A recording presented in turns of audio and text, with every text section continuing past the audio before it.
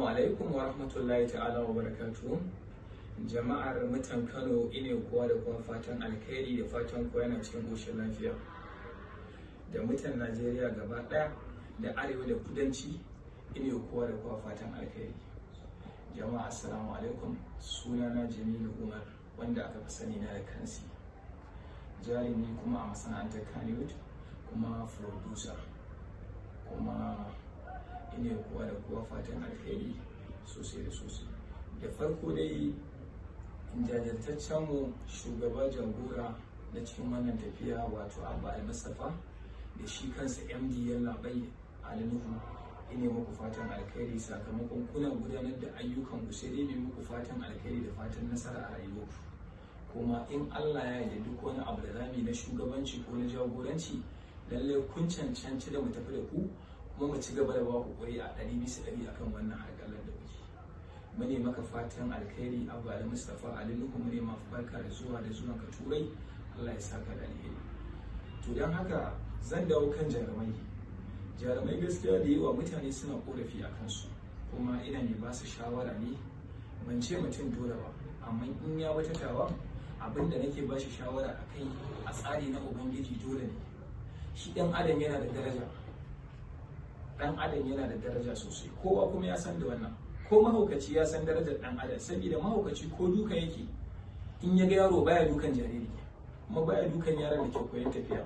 Haka zalika kare in yana cizon manya, in ya ga yara wasa yake da su. To don haka karnuka da wannan suke wasa da mutane, balle a ce mu ɗan adam bari ga gudun abokanan haƙallar mu. Me yasa nake korafi akan ku? Yau mutum zai kira jarumi aiki wanda yake ji da kansa. Da farko kafin ya amsa cewar kamfanin da ya kira shi aiki shin yana da rajista halattaccen kamfani ne, ba illegal yake ba, a'a ba wannan zai tambaya ba. Kuma wannan shine muhimmanci a gurinka. Wai sai ka ce wai waye daraktan kamfanin, waye daraktan fim din? Darakta shi zai biya ka? Ko kuma lokacin da ka fara aiki da daraktan da kake so ka hau da shi yanzu, da shi ka fara yi da farko? Da koyo fa yaro yake koyon tafiya, da rarrafe yaro yake koyon tafiya. A lokacin da kake neman kanka, Allah kake ka danganta da wani da wance da wani da wani, sai kuma yanzu da ka samu kanka sai kai wa Allah mutunci. To wallahi duk wanda yake ganin Allah ya ɗaukaka shi, ba ya ɗaukaka shi bane dan ya ci zarafin na ƙasar shi, kuma ya sa a ran Ubangiji yadda ya kai ka wannan matsayin, muddin ka tafi aka zai sauke ka kuma ya ɗora wanda baka tunani a kai. To abin da zan ba ku shawara a kai gaskiya a ranga adalci. In mutum ya kira ka aiki, inda yiwuwa kana son ka ƙure shi ne, ka ce kana da rajista, an yarda da cewar kamfanin ka halattacce ne, in ma kana son ka latsa shi kenan.